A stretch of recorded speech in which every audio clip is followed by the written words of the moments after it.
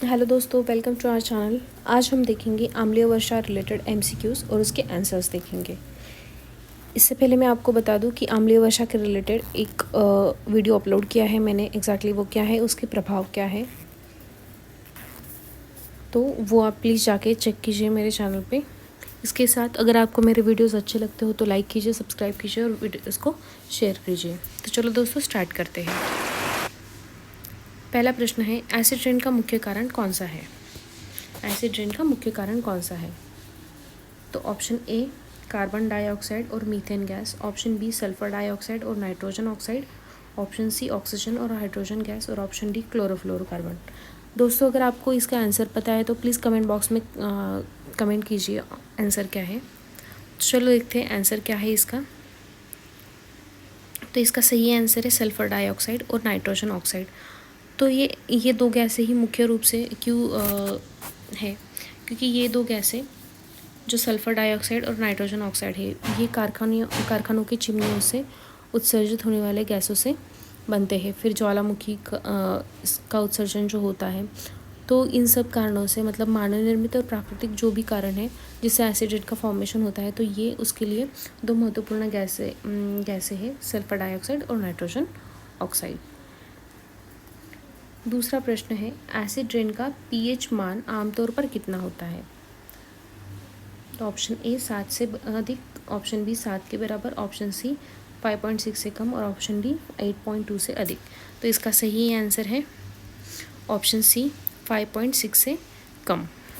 तो देखो दोस्तों, अगर पानी में एसिड रेन गई, उसका पानी गया, तो क्या होता है, जो भी जलीय जीव हैं वो मृत हो जाते हैं क्योंकि उसका पीएच मान बहुत कम होता है। प्रश्न तीसरा, एसिड रेन के कारण कौन सी ऐतिहासिक इमारत सबसे अधिक प्रभावित हुई है? Option A Qutub Minar, option B Gateway of India, option C Taj Mahal, option D India Gate. और इसका सही आंसर है ऑप्शन सी ताजमहल। तो ताजमहल को क्या हुआ है, देखो ताजमहल बहुत सफ़ेद रंग का था, लेकिन एसिड रेन की वजह से वो अभी पीला पड़ता जा रहा है। चौथा प्रश्न है, एसिड रेन किस प्रकार की समस्या उत्पन्न कर सकती है? ऑप्शन ए जल स्रोतों का अम्लीकरण मतलब एसिडिफिकेशन, ऑप्शन बी मिट्टी की उर्वरता में कमी, ऑप्शन सी श्वसन संबंधी बीमारी और ऑप्शन डी उपरोक्त सभी। तो इसका सही आंसर है ऑप्शन डी उपरोक्त सभी। तो देखो, एसिड रेन की वजह से क्या क्या होता है, जल स्रोतों का एसिडिफिकेशन होता है। उसमें अगर आम्लीय वर्षा का पानी गया तो वो आम्लीय बनता है, उसका पीएच कम हो जाता है, जैसे कि 5.6। मिट्टी की उर्वरता में कमी आ जाती है और श्वसन संबंधी बीमारी आती है, जैसे कि ब्रोंकाइटिस वगैरह। नेक्स्ट क्वेश्चन है, एसिड रेन से बचाव के लिए कौन सा उपाय सबसे प्रभावी है? ऑप्शन ए अधिक कोयला जलाना, ऑप्शन बी वनों की कटाई बढ़ाना, ऑप्शन सी सौर और पवन ऊर्जा को बढ़ावा देना और ऑप्शन डी अधिक जीवाश्म ईंधन का उपयोग करना। तो इसका सही आंसर है ऑप्शन सी सौर और पवन ऊर्जा को बढ़ावा देना। तो देखो, अगर हम लोग सौर ऊर्जा पवन ऊर्जा को बढ़ावा देंगे तो क्या होगा, ये जो कोयला जलाने से, वनों की कटाई करने से और जीवाश्म ईंधन जलाने से जो भी सल्फर डाइऑक्साइड और नाइट्रोजन ऑक्साइड उत्सर्जित होते हैं, तो उसका उत्सर्जन कम हो जाएगा और एसिड रेन से बचाव हो पाएगा। 6 क्वेश्चन है, एसिड रेन मुख्य रूप से किन उद्योगों द्वारा उत्सर्जित गैसों का कारण बनती है? ऑप्शन ए आईटी उद्योग, ऑप्शन बी कपड़ा उद्योग, option C thermal power plant और पेट्रोलियम रिफाइनरी और ऑप्शन डी कृषि उद्योग। क्या हो सकता है इसका सही आंसर? इसका सही आंसर है option C thermal power plant और पेट्रोलियम रिफाइनरी। तो ये चारों में से सबसे ज़्यादा ये जो है, इससे क्या होता है, सल्फर डाइऑक्साइड और नाइट्रोजन ऑक्साइड उत्सर्जित होते हैं। 7वां प्रश्न है, निम्नलिखित में से कौन सा रासायनिक यौगिक एसिड रेन में पाया जाता है? फर्स्ट है सोडियम क्लोराइड, सेकेंड है सल्फ्यूरिक एसिड और नाइट्रिक एसिड, फिर है कैल्शियम कार्बोनेट और फिर मैग्नीशियम हाइड्रोक्साइड। तो इसका सही आंसर क्या है? जिसने वीडियो देखा होगा इसके लेक्चर का, तो उसको पता होगा कि सल्फ्यूरिक एसिड और नाइट्रिक एसिड इसका सही आंसर है, क्योंकि जो सल्फर डाइऑक्साइड और नाइट्रोजन ऑक्साइड है, इसके जल बाष्प के साथ क्रिया होती है और उससे क्या बनता है, उससे ये सल्फ्यूरिक एसिड और नाइट्रिक एसिड बन जाते हैं, HNO3 और H2SO4। उसके बाद नेक्स्ट क्वेश्चन है, एसिड रेन का सर्वाधिक प्रभाव किस पारिस्थितिकी तंत्र मतलब इकोसिस्टम पर पड़ता है?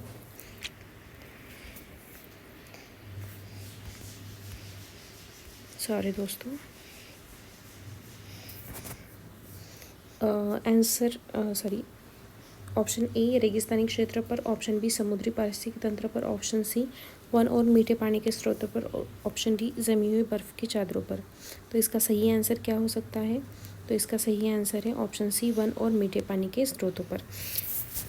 ओके, क्योंकि वनों पर सीधे वो गिरता है एसिड रेन और मीठे पानी के स्रोत में वो चला जाता है। जैसे ही बारिश हो गई तो उस पर ज़्यादा इफ़ेक्ट होता है एसिड रेन का। क्वेश्चन 9 है, क्योटो प्रोटोकॉल का मुख्य उद्देश्य क्या है?